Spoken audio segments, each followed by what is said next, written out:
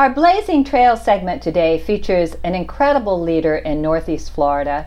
Debbie Buckland is not only chair of the Jacksonville Chamber, she is also market president for BB&T and championing women leaders everywhere. Welcome, Debbie. Thank you, Snowden. It's great to be here. So I know you've had a very interesting career and you're in the middle of a merger right now. So one of the things you said you were excited about is the face of banking, and that is going to change a lot, you anticipate, over the next 5 to 10 years. Mm-hmm. What do you see will be happening? Well, I think what you're going to see in financial services is that young people are going to get what they demand, which is digital capabilities and technology and fast, easy, simple. They don't like to go in branches. Right. And they want their financial services delivered their way on their time. And it's creating the need for massive amounts of capital investment and changes in the way banks have been thinking about business development over the years. Right. So it's a game for fintech. Yeah. And a game for innovation. Right. And a game that is going to have to figure out how to cater to the younger generations.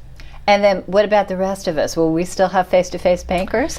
Yeah, I don't have the statistic on top of my head, but one of the panelists said it in the Women's Giving Alliance thing this week of how many baby boomers are transitioning wealth, like 10,000 a day will be retiring over the course of the next 20 years. Wow. And that's a massive amount of migration into new things, and will be a massive amount of wealth transfer too.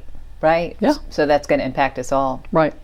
So one of the things I was really impressed with at the Women's Giving Alliance event the other day is your candor. I think so many women watching wonder how to handle work-life balance, how to do all that. And you said one of the mistakes early in your career was working too hard for too long, and it ended up making you sick. Mm-hmm.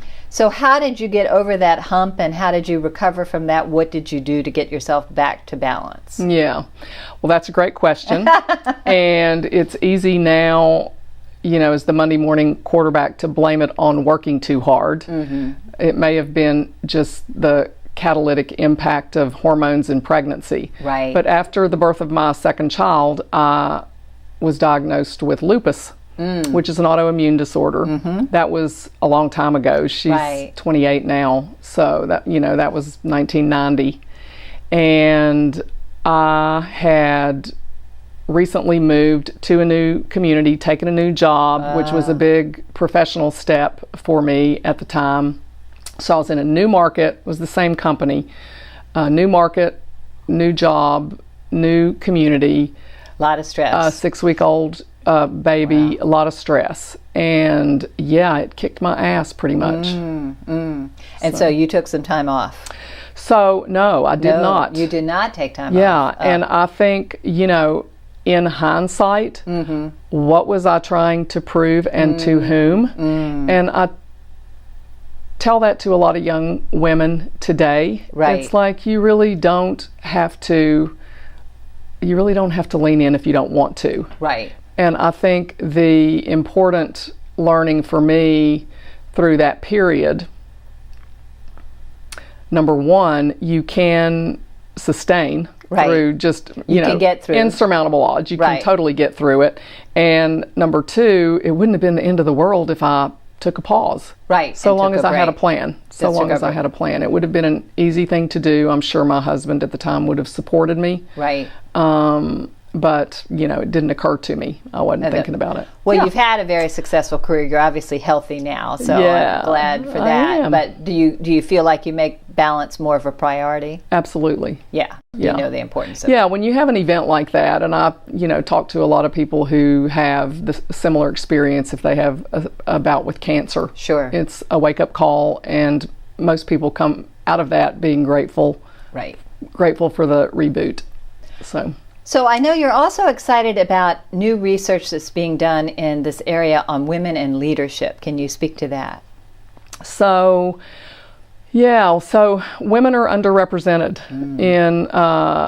in our culture. They're underrepresented in higher education, in business, in with board leadership, and we have data that shows the missed opportunity there, and there's a strong business case for paying attention to having diverse boards and having gender equity and women represented there.